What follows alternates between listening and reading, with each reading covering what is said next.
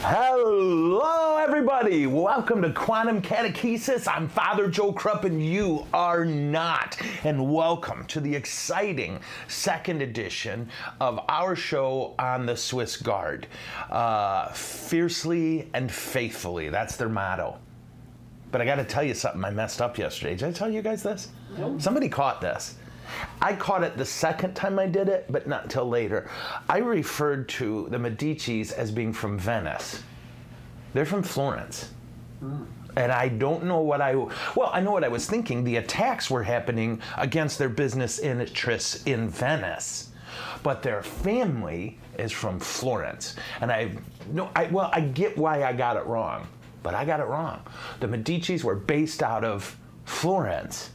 Their interests were attack in Venice by his Venetian enemies. But let me just say this in a spirit of utter candor. Oops. And you know the good news? I don't know if there's any Medici still alive. So they don't care. But the other thing I have to tell you, I got to fix now my hearing aids. I got to tell you, wonderful people, is that for the first time since I started doing this show, I listened to me yesterday. I don't like me. No, I like me. If I wasn't me, I would take me on a date. But what I found, no one told me this. I breathe a lot into the mic. It's not that bad. It's not that bad? No. It was driving me nuts. Because what happened is Dad fell asleep yesterday during my show, which just shows his good judgment. And then he was like, well, I want to hear it. So we were in the truck, and I thought, okay, and I put it on, and I deeply regret my decision. And I blame Carrie. Are you sure that was you? I talk fast, and I breathe way too much into the mic. I'm like, that's what it sounded like to me. Oh, really? Yeah. And now, if you didn't notice, which camera am I on? This one? Can I do a dramatic transition? Okay. Do you mind? Yeah. So now when you listen to me, I hope you don't notice. I had to turn me off. Well, don't stop breathing. Yeah. No, if you see me hyperventilate and fall over dead, it's just because I'm trying not to breathe so much. You gotta think of the environment.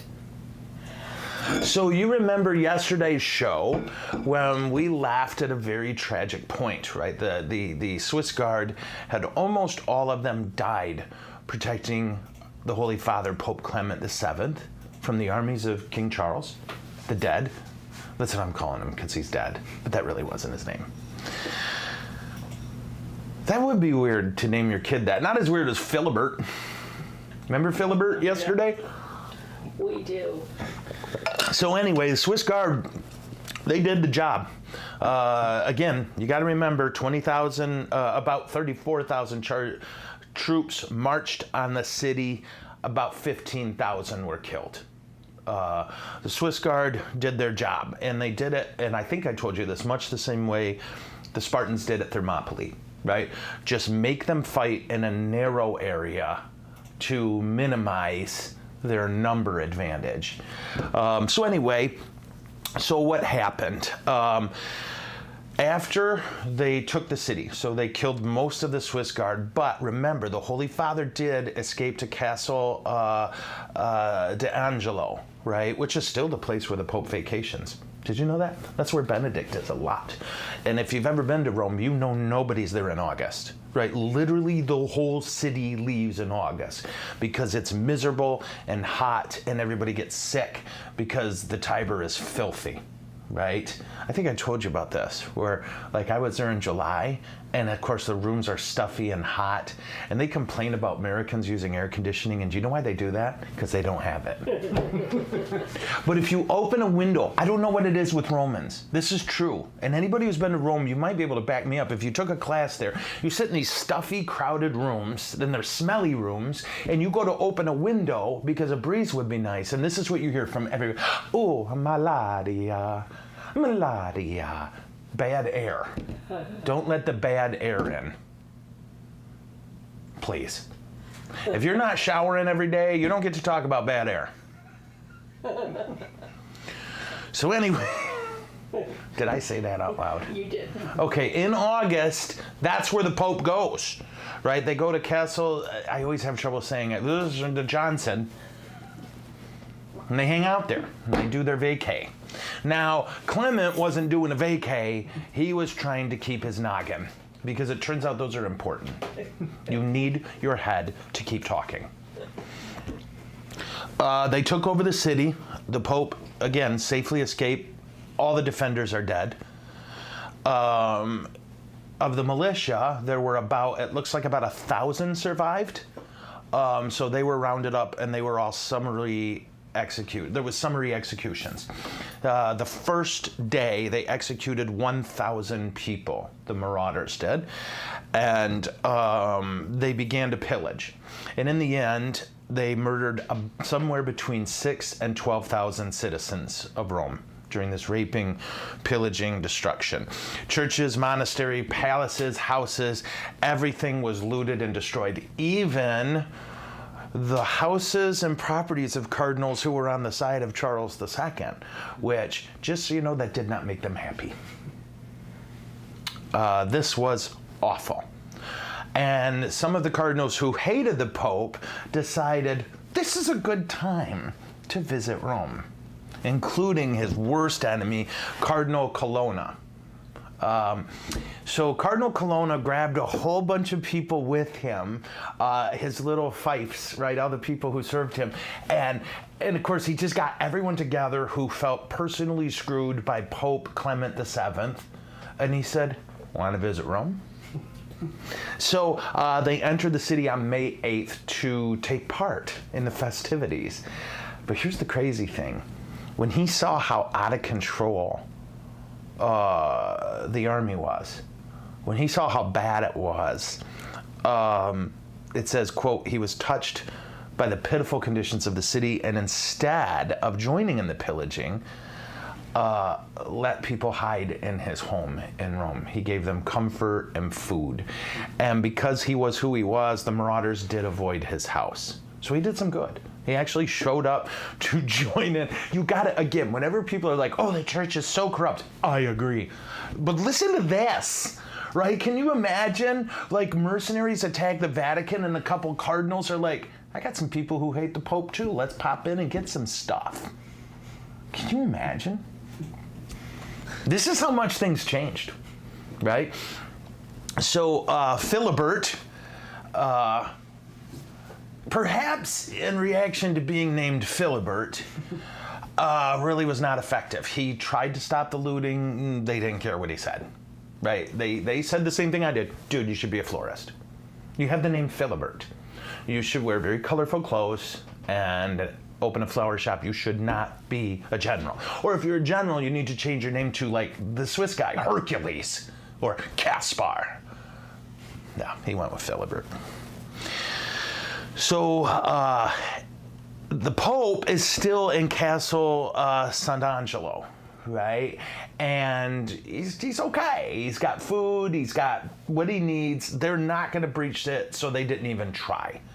But speaking of didn't even try, this is right about June 1st is when the Pope's army pops in. So you may remember they're only about a month late. But again, this is the League of Cognac. I assume they were all drunk. They were hungover from the cognac. Is Cavassier cognac? I don't know. I'm gonna look it up. Anyway, so the army of the League of Cognac showed up on June 1st north of the city. We're not really sure what happened. I couldn't find anything. All I read in 3 different articles was, but they were overly cautious. And as a result, missed an opportunity to take out that army. Brand of cognac. It is Cavassier? Because all I could think of was the ladies' man from Saturday Night Live, you remember? Yeah, we're gonna have some Cavassier. Does anyone remember this? Okay. It is a cognac. Yeah, and that was Tim Meadows, you know, who's from Detroit. And he said he modeled that character off of guys he knew. Yeah. So they showed up, but they were too late to do anything, or they were too cautious. What I read in 2 different articles was it would have been easy for them to crush the marauding army. The Swiss had so thinned their numbers, and they weren't congregated. They were spread out, raping, pillaging, looting. It would have been easy for a disciplined Italian army to march in and end the fighting, the problems, but they didn't. They were afraid. And so instead, on June 6th, Pope Clement surrendered. Okay? He offered his surrender. He agreed to pay a huge ransom in exchange for his life, and he ceded certain territories to Charles, the Emperor, the Holy Roman Emperor Charles. Okay? So if that army would have showed up, they showed up. If that army had done their job, history, things from then on would look very different. And we're going to take a look at this, because had he hung on 1 or 2 days, and he really couldn't have, he couldn't take what was happening to the people of Rome. He just couldn't. What do you do? And they were quite literally holding buildings, in a sense, hostage. Surrender, or we burn down that. And his advisors, and the smart thing was, don't surrender, hang on, the army's coming. But the army's overly cautious approach to the situation made it so Clement said fine, and he surrendered. And he paid an insane ransom. And not only that, but he ceded some of the territory. Okay.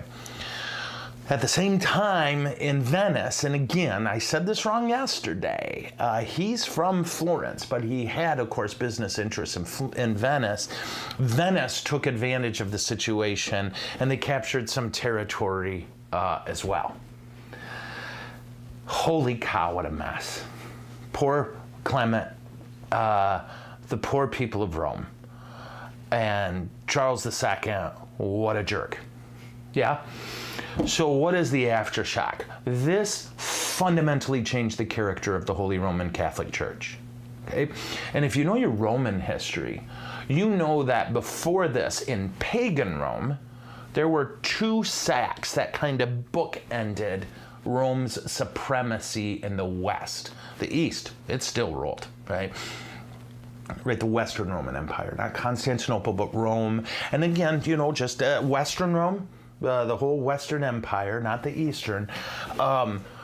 It's kind of headquartered in Rome, but it really wasn't, right? Eventually it was headquartered, I don't know, Ravenna, Nicomedia, all these different cities. But Rome always remained kind of their little jewel, even though no one went there. It wasn't considered a good place to live if you wanted to keep it would be like our Vegas, but with class.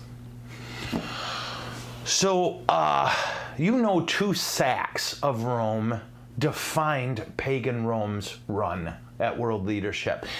In kind of a similar way, this sack of Rome fundamentally altered the character and history and future of the Roman Catholic Church. Okay? How are people doing? Yep. All right, is everybody okay? Yep. All right. So how did it do so? And honestly, I read a few articles. I listened to a couple lectures on this, but no kidding. Do you know what was most helpful to me on this? Seriously, Wikipedia. Nice. Like, I had like 4 ways that this sack of Rome, changed things. And I found okay, so just know this, Wikipedia does a darn good job on this. All right, so my hearing aids are popping. I'm so sorry. Let me turn them off and try again. Can you guys hear me? Okay, so the key thing, I'm too loud? All right, hold on. These will pop on in just a second. After this message from our sponsor, the Dairy Association. Moo. Back to the show. So before the sack of Rome, you remember, I told you right at the beginning, Clement VII was really the guy who could oppose Charles V's ambition, right? It was his thought, his belief, with a lot to back it up, that Charles really wanted to get control of Italy. And not just Italy, but the church. Because again, remember I told you how rich the church was at this point, and the church was powerful in the sense of, if the Holy Father said, right straight out, I'm being attacked by this man, people would have run to his help. They would have been slaughtered, but they would have run to his help. Okay? So once the sack was done, Clement had no resources. He had no military, he had no money, and as a result, what you're going to see is Charles is basically the Pope now. Okay? He fundamentally changes the character of the church. And he eviscerates Clement, in a sense, from his ability to do what he thinks is right. Now, what you're going to see in just a moment is on a couple of these, historically, you could argue Charles was right and Clement was wrong. You really could. Question? Okay, hold on. Quick one at the time. Just a quick one. How did you get to be so pretty? Well, sack like in football. Note with a K. Right? Like sack, pillage, rape, steal, and I hate saying rape, I'm sorry, that's part of it. And it's an awful part of it. But when we say they sacked the city, what they mean is they destroyed, they stole, it's awful. Many cities historically never recovered from being sacked. Because there was just nobody left. And in this case, you're going to hear in just a minute how depopulated, like Rome changed, the city changed. Great question. Where did we go? Here we are. All right, stick with JoJo. So, this was the last time, by the way, the League of Cognac. And we got to say that a lot. In fact, I want to rename our show The League of Cognac. Nice. Yeah. This was the last time Italy truly fought for her independence and unity until the 1800s. Right? Italy doesn't exist as a country until the 1800s. It's a lot of little kingdoms with differing interests, and Charles had control over most of them or the ability to incite chaos. Right? Romans were masters at this back in the day. Namely, if you've got two tribes that are the two most powerful tribes in an area you want to rule, what did the Romans do? Well, you just pick one and make them your best friend, and make the other tribe jealous and worried, and then you switch. Right? You just constantly seed tension between the powerful tribes, and Charles was masterful at this as well. One of the saddest to me is that at this point, Rome was at her high peak for art and culture. Christian Rome was really becoming the thing you imagine in your head. For that day and age. A beautiful, shining city filled with art and music and poetry. But this sack ended that. A lot of art disappeared. Art that we read about but can't find because it's gone. It's probably in some German, marauder's living room. I'm just kidding. Artists, this is what, quote, artists and thinkers scattered from the city. Here's the crazy point. Pre-sack of Rome, there were 55,000 people living in Rome. Post-sack, a little under 10,000. That's how bad it went. People were slaughtered and people fled. And Rome collapsed. The crazy thing is, and if you know your European history, you can see this thing coming. You heard how many German and Spanish soldiers got killed in this battle.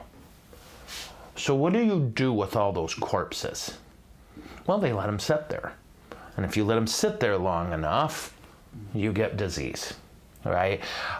Pillaging ended. Woo! Sorry. Did you see that? My iPad collapsed in sympathy with Rome. Pillaging finally ended sometime around February of 1528. So 8 months of pillaging, sacking, raping, looting. And why did it end? Because of disease. The plague came.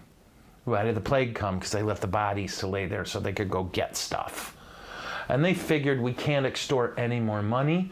Everybody in our army is dying. This attack ended that army for all intents and purposes.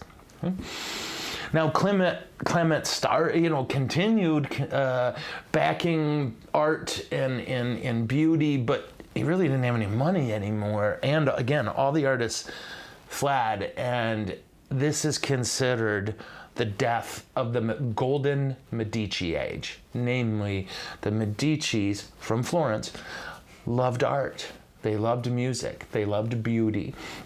And almost everything beautiful you see in the Vatican today is because of them, right? It's because of their money, their funding. The city never recovered its population until much later. Now, here's the bigger political, right? When we look at what are the political implications, the Pope lost his power, right? He was now, for all intents and purposes, a puppet of Charles. Charles, the emperor, claimed afterward, well, I never intended that to happen. He sure as heck didn't stop it. And it sure didn't bother him. He did really, really well in this. Charles remade the church in his own image. He told Clement what to do, what decisions to make, and Clement literally just did what he was told. He's trying to save the city. He's trying to save the church. Charles picked which people to be named cardinals. Charles picked which people he wanted named bishop. Blah, blah, blah. The Pope was now a puppet. And that's bad enough, but here's the crazy. Okay, here's one of the crazies. There's two real crazies from this. Where okay. The first is the Emperor Charles had a favorite aunt. Okay, and you might know this name, Catherine of Aragon, and you might think, where do I know that name? Well, Catherine of Aragon, his favorite aunt, was married to a guy named Henry VIII. Henry VIII wanted to divorce her for two reasons. One, she couldn't give him sons. She gave him a couple, but they died young. And she had a couple daughters. Henry wanted an heir. And Henry also wanted Anne Boleyn, who wasn't his wife. So while having an affair with her, he petitioned for an annulment, which Clement would never have given. Right? No way. Which Clement would have given, because back then the law, I'm sorry, I said that backward. Charles wouldn't have given. Clement would have. Why? Because she couldn't give him a boy. Okay? And you might think, oh, that's sexist. That's how it worked back then. Sorry, folk. Okay? That's how it worked. We could say, that's terrible. I dig you. But that's how it was. Okay? So Clement would have given her the annulment. Charles was like, oh, no, you're not. That's my aunt. And now you get the Anglican Church. Boom. Yeah. Isn't that something? Yes. I did not see that coming. Did you? I didn't see it as connected to this. I remember reading that he was a puppet, but I never connected it to the sack of Rome. Are people getting me here? This is some crazy stuff. Yeah. But it gets even crazier. You may have, yeah, right? So, one of the other things you gotta, I don't know if I should get into all this. Like this, yes. Well, all of this stuff changed the church, right? The Pope was free to exercise power in the name of the church. Hopefully for right, although a lot of them did it for wrong. That power's gone, and it never exists again. The Pope can have all the opinions. Yeah, and think about this. What's his name? Francis, Pope Francis, says something about, well, you should take care of immigrants. You know, the stuff that's in the Bible? Yeah? That means nothing now. Catholics disregard it. And not only disregard it, they do what their political masters say. Right? My political masters tell me that we should, just keep saying we want legal immigration. But we really don't. We just don't want those people here. And we want to pretend that all of a sudden we're law and order folks. We're only law and order when it benefits us. But the fact that now we're comfortable condemning the Pope, we're comfortable attacking the Pope just because we don't like what he's saying, that's new. Right? And to give you a sense of things, back then, kings didn't oppose it, because he had political muscle as well as military muscle. It's really wild to think about. The church you see now is more a reflection of Charles of Charles, Emperor Charles, than it is of what the church's vision for herself back then was. How did she see herself? She saw herself as existing to worship God, to create beauty, and to take care of the poor. And did she get political? Oh, yeah. But ostensibly, so that she could worship God, create beauty, and feed the poor. This monstrosity of a bureaucracy, and this idea that, the Pope says this, but he's wrong. Because that politician I like says something else, and you can trust those guys. That's new. That's new. And the seeds of it were planted here. It's just crazy to think of, okay?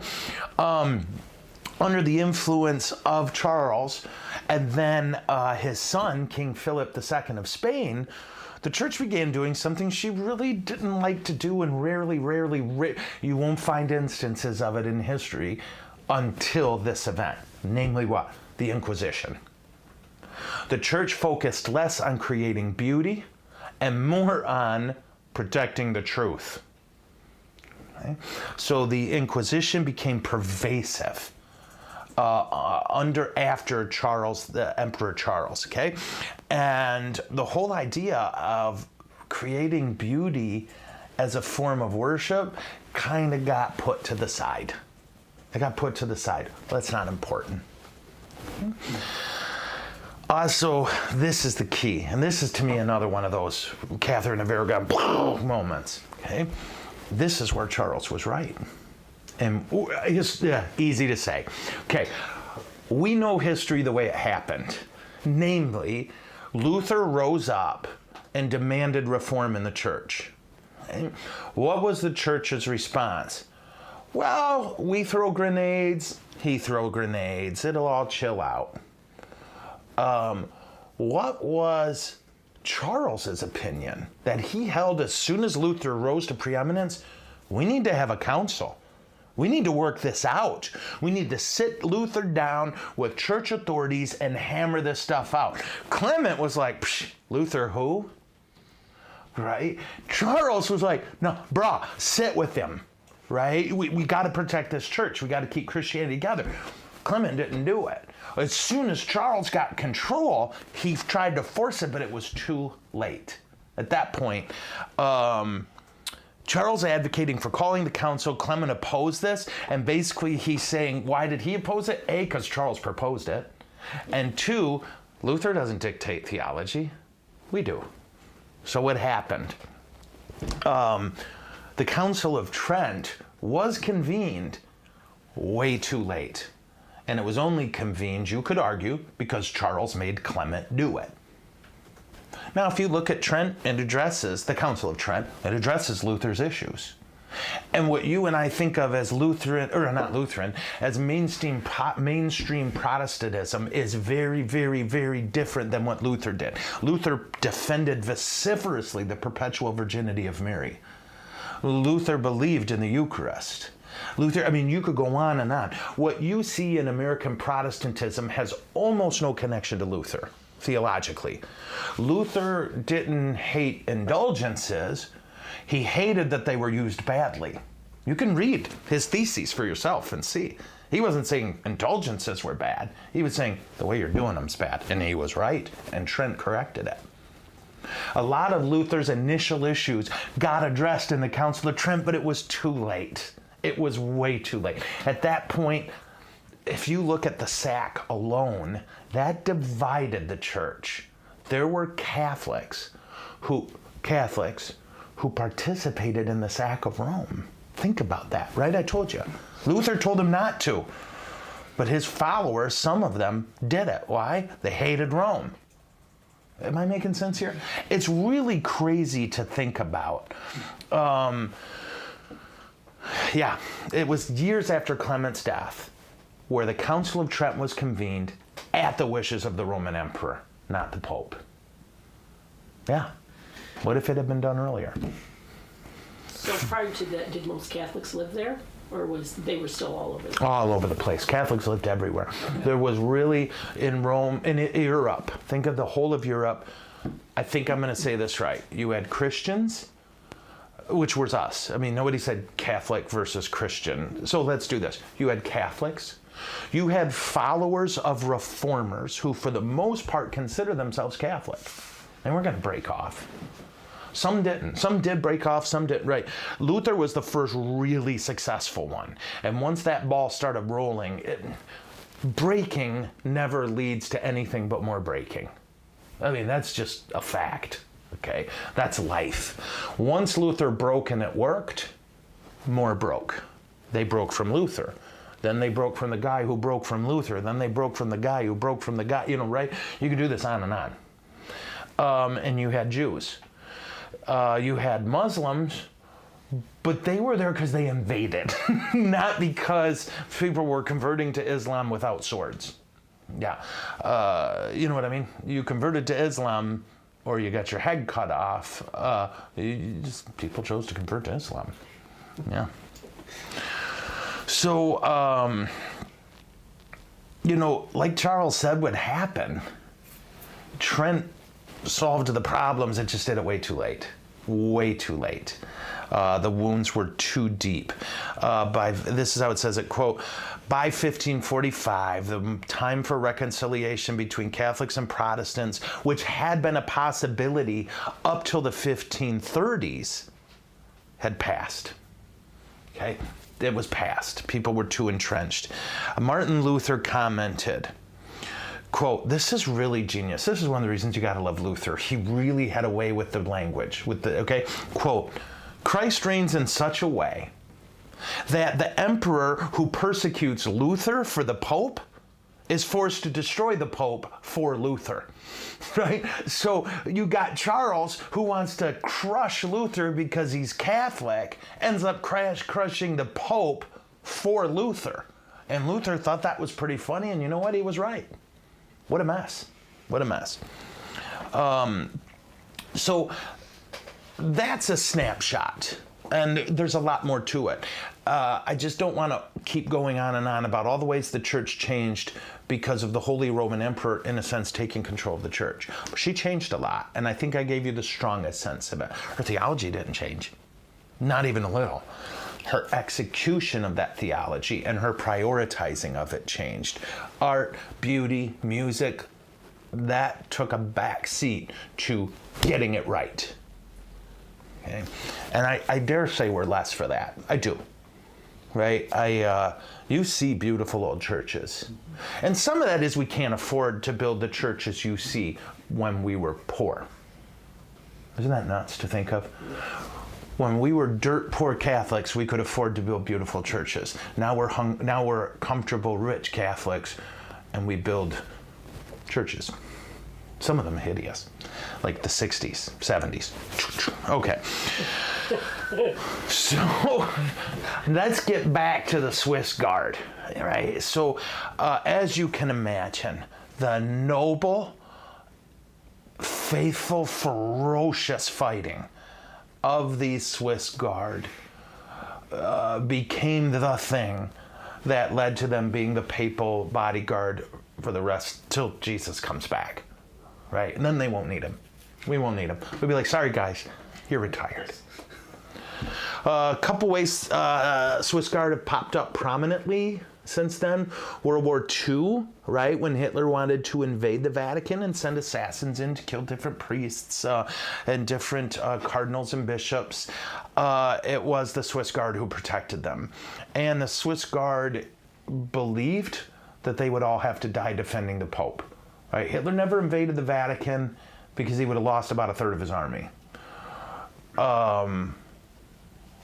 Like, if you think about it, most of you Catholics, if we were all military and the president gave the order to attack the Vatican, we're going to leave the military, right? We're going to die rather than do that. Even Catholics who really don't practice, most of them would just, right? And Hitler had the same issue. So he didn't invade, but it's clear from the notes that the Swiss Guard have in the records, they took up their defensive positions and prepared to all die. They were sure, this is it. But we'll die protecting the Pope, right, who was protecting a lot of Jews. The unit was reorganized in 1940. You don't need all that crap. Okay. The next reorganization happened in 1959, then in 76, then in 79. The number was fixed at 100 in 1979, and that's where we are today. They have a commandant, 3 high officers, a chaplain, 23 lesser officers, 70 pikemen, and are you ready? 2 drummers. 2 of the cardinals are Drummers, nice. right. I don't get it. Gotta have a backup. Yeah, well, maybe like their drumsticks have like pointy things, like ninjas. For those of you old enough, you remember in 1981, someone shot Pope John Paul II a couple times. They did protect him. If you ever want, you know, the Soviets ordered that hit. That was communism, trying to take out a guy who was crashing communism. Woodward wrote a great book about it, about Reagan and John Paul II basically ended the Soviet Union, right? They said Reagan attacked their wallets, Pope John Paul II attacked their hearts. And so a communist assassin was sent to shoot the Pope, and he did. The Secret Service got him, and they covered the Pope. I can't remember how many bullets were inside of him, but they saved his life. Tragically, I don't know if you know this, but the guy who saved the Pope was promoted, and then he was shot and killed by a man who hung himself. Like within hours of being promoted for saving the Pope. He was a plainclothes officer that day, ran out of the crowd, dove on the Pope, got the help. So those murders in the Vatican where that guy was killed were the first ones since the mid-1800s. Now, first murders that got caught. The Swiss Guard are sometimes called by people the Vatican City Police, but they're not. They have a police force. They don't police, they are the army. What's for? He was Hit 4 times? Yeah. Tough man, John Paul II. Oh, we miss him. So that gives us a snapshot. Now here's what the guards, how do you get in the Swiss Guard? Okay? Well, first you have to have a small pocket knife with a lot of attachments. I'm going to be totally honest, I made that up. That's not true.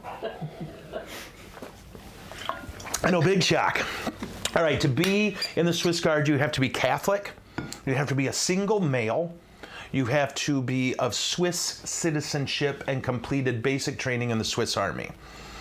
And you have to, while in the Army, have obtained notations of your good conduct. Okay? They have to have a professional degree or a high school diploma. They have to be between 19 years of age and 30 years of age, and they have to be at least 5'9". Right? Why? You can catch bullets easier when you're not too short. Truly. Qualified candidates have to apply, and if they're accepted, what date are they sworn in on? May 6th, the day they all died protecting the Pope. And the chaplain of the guard reads aloud the oath in the language of the guard. So what languages do the Swiss guards speak? They all have to speak German, Italian, and French. Okay? And they do. Most of them speak English too. Did I tell you, I'm dead serious. I played basketball with these guys. And truly, in 90, I always get my years mixed up, but I'm going to say 94. A bunch of us played a pickup game with them. And these guys are animals. They're big dudes, and they're strong, and they're cheaters. They won. Yeah. Yeah. And afterward, it was funny. We all went out and had some beer and sandwiches. It was really cool. But okay, so do you want to hear their oath? Yeah. Yeah. Okay. Okay, but still, not many people can say they played basketball with you. Yeah. I think honestly, if you're studying to be a priest in Rome, you're going to play basketball or soccer with them. Seriously. And I guess they're a brutal soccer team. Like just freakish athletes. And this is hilarious as a total irrelevant side note. So all the North Americans, there's the NAC, it's called in Rome, the North American College. So that's the college where all the North Americans go to become priests, right? Do you know what the name of their soccer team is? The North American Martyrs. because they just get slaughtered. All these Europeans know how to play soccer, and Americans just don't. Not on the level these freaks do. It would be like an English American football team coming here to play football. So they jokingly call themselves the North American Martyrs. There's a whole league. The Swiss Guard has a team, the North American College, South America. I mean, it's kind of funny. Anyway, blah, blah. So here's what they say, okay? They hand up, but they don't do this. I swear that I will faithfully, loyally, and honorably serve the Supreme Pontiff Francis and his legitimate successors and dedicate myself to them with all of my strength, sacrificing, if necessary, my life to defend them. I assume the same commitment with regard to the Sacred College of Cardinals whenever the Apostolic See is vacant. Further, I promise to the commanding captain and my other superiors respect, fidelity, and obedience. I swear to observe all that the honor of my position demands of me. So, what do they mean, the Holy See? That means the Pope. Okay, so when the Pope dies, the College of Cardinals are in charge. While the College of Cardinals are in charge, they serve them. Okay, but as soon as they're not, remember, they serve the Pope. Okay, so when that happens, then each guard approaches the pontifical Swiss Guard flag. They hold the flag in their left hand, raise their right hand with their thumb, index, and middle finger extended along the three axes. Right? Remember, it's one pointy, one sharp, one hook, axe, pointy. Right? Hack, pull the shield, stab. Okay. So they do this gesture along the axe, the thing. And why do they do that? The Trinity. Right? And then they swear the following. I, Bob Jenkins. Well, actually, they're Swiss. I, Flieger Bogenmogenhazen Schla, swear to I need therapy. I, Hans Gruber, swear to diligently and faithfully abide by all that has just been read out to me, so help me God and all of his holy saints. Okay. So you have to serve for a minimum of 2 years. You can also choose to stay in for 2 more, which a lot do, if they can. It seems clear that these guys like it. They receive a tax-free salary of €130 a month. So what would that be, Pa? About 1,500? No, it'd be about 1,100 a year. I'm not sure. A month. I don't know. Yeah. Euro. Euros are more than ours, right? Hey, can you look it up, bro? Yeah. What is €1,500 a month? Oh, 1,500 euro a month. Can you look that up? Mm-hmm. He's looking it up. And also, I have no idea why this cracks me up. Seriously, they get overtime. I don't know if they have a union, right? And it's like, well, you get time and a half. I don't know. Well, you caught 2 bullets, Bob. 1,500 euro a month. 1764. Oh, so about 1,700 bucks a month. Yeah. Okay, so they get about 1,700 bucks a month. But truly, I've never seen them buy their own beer. Anywhere they go, priests buy them beer. I'm dead serious. I've seen them at bars in Italy, and they do drink beer. You don't see them drinking the red wine that you see the popes and the bishops and the priests. Oh, I'm drinking. They're getting after pilsners and lagers. Yeah. Deutsch, what can you do? In addition, they're given a house, right? There's these little houses. They're very, very basic, right inside the little Vatican City. Members of the Guard are eligible for Vatican decorations, and then after 3 years of service, they do get this medal that I don't try to pronounce, but it's pronounced like this, which is German for good work, Hans.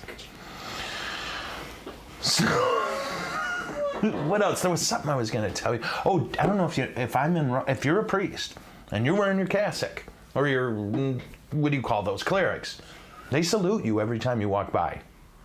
Any priest, any bishop, any pope, when you walk by, boom, they do that one salute. And it'll scare you the first 2 times because you're like, they're about to kill me.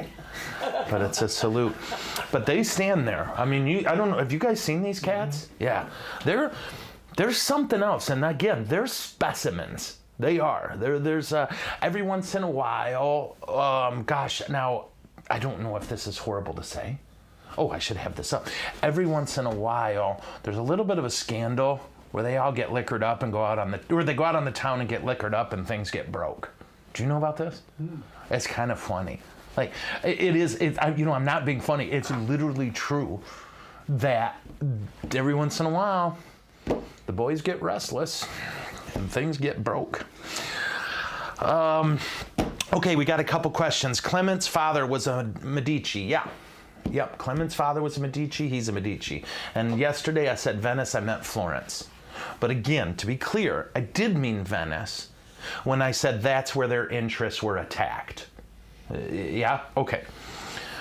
Did the Eastern Orthodox Church reach out or attempt to influence? No. There was still a lot of hate. And I'd almost say, what's that? Schadenfreude. There was probably some schadenfreude going on, right? Do you know that phrase, schadenfreude? It's taking joy in your enemy's suffering. And I don't say that to rip on the Orthodox. I want to be clear. This was not two groups that got along. I'm not aware of any. Gosh, you know what? I shouldn't speak so authoritatively. Pardon me. I'm not aware of it, and I would tend to doubt there was any thought except good. You know, we were bad to them. You know, that's the thing. Our popes have officially apologized for what we did in Constantinople, but you can't undo it. You know what I mean? How many Jesus points for naming my kid Hercules?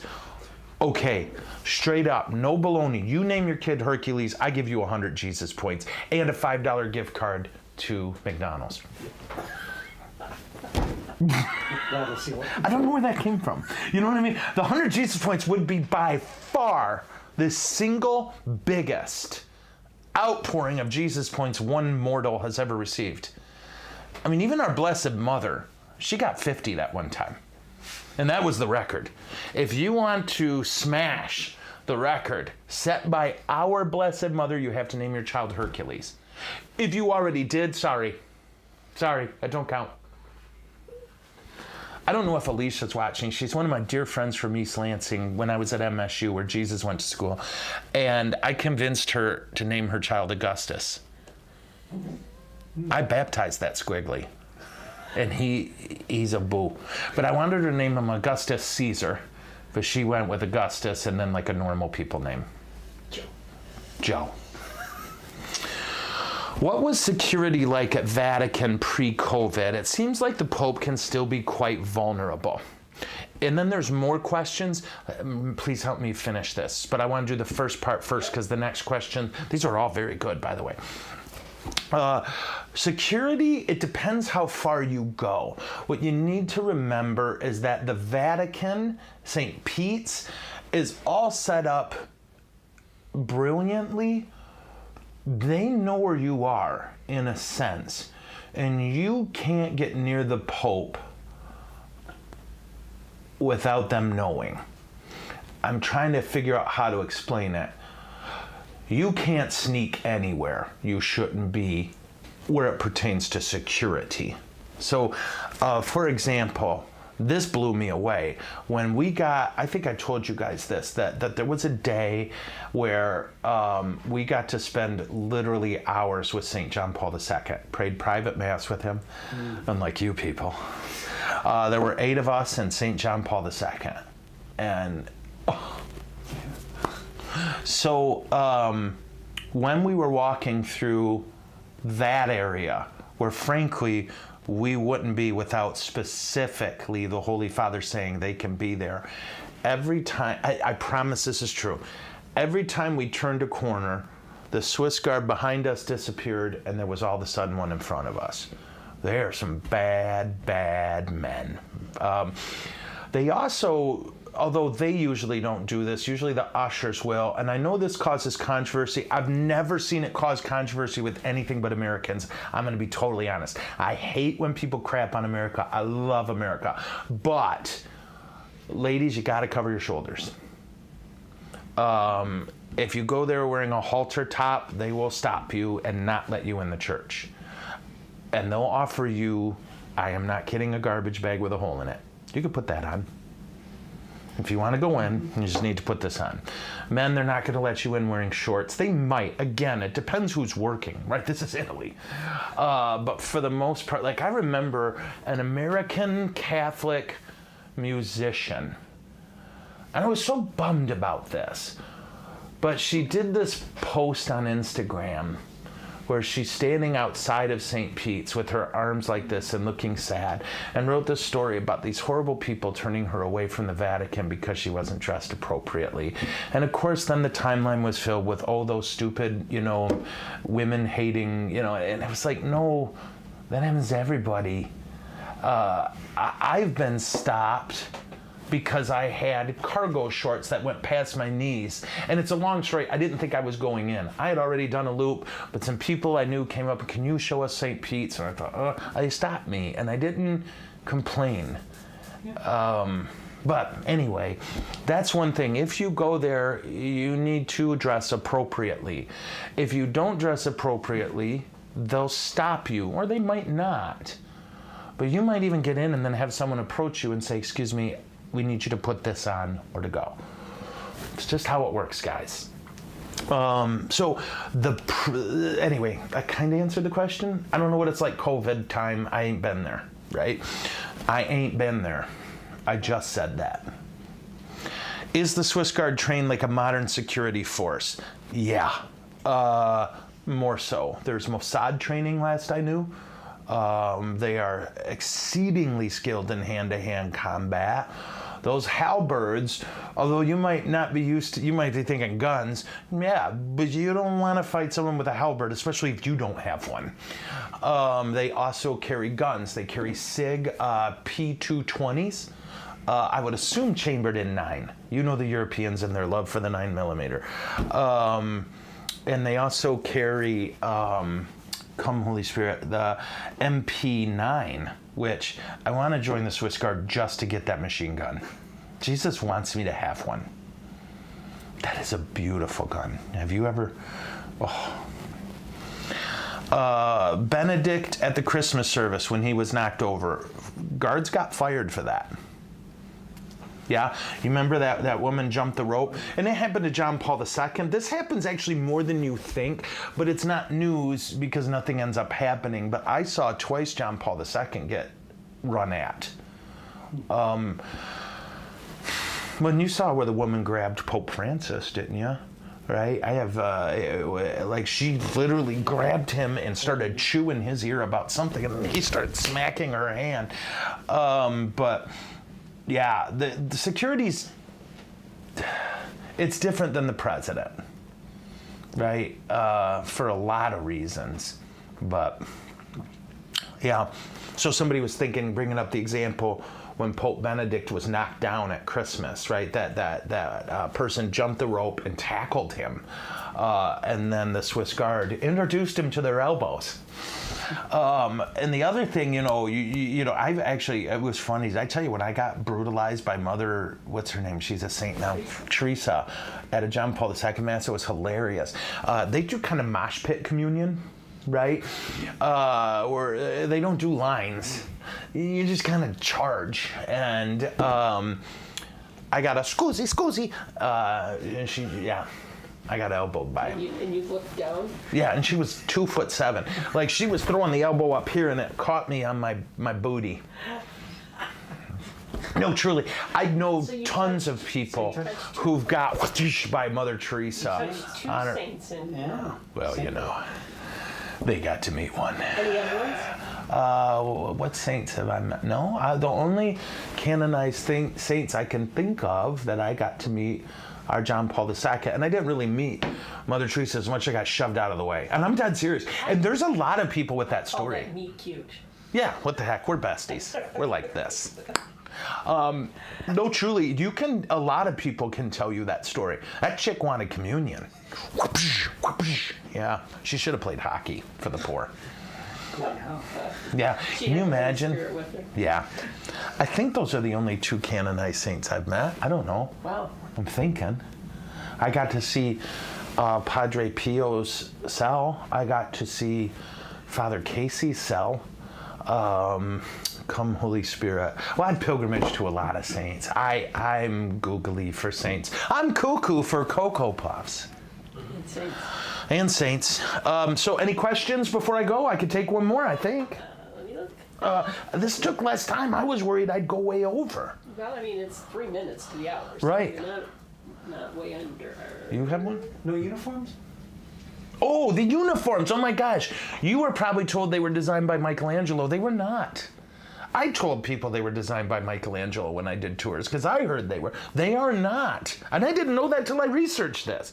They're just wearing the clothes that people wore at the time of that battle. That's how people dressed, right? Which, okay, fellas, no wonder they didn't marry for love.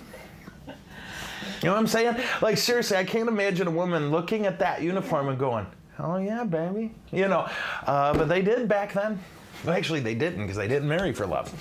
Who am I marrying? The guy with the yellow, bright yellow, red, blue clothes or the guy with the bright yellow, blue, and red So what clothes? do they stand with? Swords, guns? Halberts, that's the thinger, and then they carry, well, I don't know if they put it back here. I would assume they do. Are they allowed to talk to people, or are they? Not really. They'll talk to priests if we have questions, but as a general rule, they're going to do the English soldier thing. Yeah, that's what They're just going to look straight ahead. And they aren't not intending to be rude. And I know this sounds funny, but I truly, when I talked to, we played ball with them and then we drank some beer. Every sense they have is focused. They're hearing every conversation they can, and they're processing it in a lot of languages. They're looking for data. They're getting messages in their ears. Like electronic, not the Holy Spirit. Wouldn't it be cool if the Holy Spirit was like, I want to hear the camel. Okay. You know, they're not just staring ahead. This is laser focus. That's a great question. But yeah, no, the uniforms they're wearing are just reflective of the clothes men wore, particularly guardsmen, in the 1500s, which is really wild. I always had heard the Michelangelo thing. And I'm glad he didn't design it because those are ugly. You know what I mean? And the dude knocked it out of the park on everything. But can you imagine, like, he's in heaven, he's like, I should have done those uniforms. Not everybody can wear stripes. Yeah. But guys like that can. They're cut. Like, I'm serious. I caught a couple elbows from how you doing. We beat them. But anyway. Okay, because they can't play basketball. They play basketball like big white people do. You know what I mean? Seriously, it's just like, I will brutalize you under the hoop and get a basket. Is your shirt one of a kind? No, I don't think so. Andrew Schmidt got this for me. It's almost your microphone's. Oh, it says Jesus saves, and it shows Jesus throwing a relief pitch. I like it. Playing in heaven. Andrew Schmidt got this for me. Schmidt's the principal at St. John? in Fenton, and we've been friends since we were kids. Yeah, poor guy. Montrose guy? Montrose, he's a Montrose boy. And I love him. Love you, Drew. Go Tigers. We gripe at each other about the Tigers. Well, not anymore. Right? Do you know there's one team in the American League Central with a winning record against winning teams? Us. Did you know that? We're the only team in the AL Central that has a winning record against teams with a winning record. How you doing? And A.J. Hinch has never managed a season under 500. He's 6 away right now. 5 away. Wait, did we lose last night? 6 away. We lost last night, 3-2. Okay, so guys, tomorrow is question and answer, and I'm geeked out, and the dog just moved the camera, so I'm going to move me. How about that? I feel like I'm forgetting something. Marius agrees. I really do. Seriously, am I forgetting something? No. Okay, mijo, Mijo. Okay, so I'm going to do prayer, and then you're going to resume your life and wish you could forget all of this. And tomorrow, I will be doing question and answer. And did I tell them about Oliver Tease? What? I'm sorry, Rich Bud has a late minute comment. Rich Bud, hit me, Big Dad. He says Raphael influenced the design of the uniform, not Michelangelo. Okay, what? Pardon? He said Raphael influenced the design of the uniform, not Michelangelo. Nicely done, Rich Bud. I love that beautiful man. If you guys don't know Rich Bud, seriously, this is a crazy holy man who could be making money, a lot more money in the secular world. But like you, Chuck, like you, Carrie, you guys have chosen to set your beautiful gifts and talents at the service of the church. And I don't mean to Rich, he knows I'm goofy for him. In fact, we should get him on here. We should get Rich Bud on here. Rich Bud, Yeah. you need Jesus. Let me check with Jesus. Yeah, he wants you on here, and he said you have to call Carrie. Because if you call me, I'll be like, oh my gosh, I love Rich Bud, and I'll never follow up. I'm a moron. So thank you, Rich Bud. His name is Richard Bud, but I call him Rich Bud That works. because I'm 12. So I remember what it was, and now it's gone. Do you remember? I said, I remember what it was, and then Rich Bud rudely interrupted. Oliver Tease. Did I mention Oliver Tease? I don't think you did. I had Oliver Tease again. Dude, this is love. And I had a lemon bar for dessert, not a cookie. A delicious cookie, but it's like I'm fat, and that's tiny. And I had this time, so yesterday I had a roast beef, onion, and something wrap. This time I had a grilled wrap with steak and cheese. And I shoved Dad out of the way to get another one. So if you're in this area and you want to support a local business, that's another great one, right? We've introduced you to so many. Grand Blanc is filled with hardworking men and women who make a great product and employ other people, right? I'm thinking of Kim Rose Fashions. I'm thinking of that wonderful shop right across the road. Do you remember the name? Treasure baskets? What is it? Treasure baskets. Treasure Baskets. I'm thinking of Little Joe's Tavern. El Sarah's. El Sarah, the hot dog stand. I need a moment. I met the owner today. Okay. At Oliver Tease. Did you tell them that I'm in love? Yeah, they're new owners. Does Rachel Weiss own it? Here. No. Okay. But we're going to do it on the go there. We have to. Yeah. Seriously, and they should give me sandwiches to help me with the show. Okay, let's pray because the dog is pure evil. In the name of the Father, and of the Son, and of the Holy Spirit, Jesus, thank you for men and women who, Mijo, please, sorry, spacey brain. Thank you for men and women who put their gifts and talents at service for the church. Thank you for all these young men in the Swiss Guard who protect our Holy Father. Jesus, all through history, your church has done beautiful things and awful things, and we've done beautiful things and we've done awful things. But you keep using us, and you keep using the church, and we're so grateful. Never give up on us, Lord. I ask today, Lord, that in a special way you bless all lay employees of the church. And I ask, Lord, that you reward them for their generous giving. Protect their families and keep them in your care. And help all of us who are served by them to remember to treat them with dignity and love.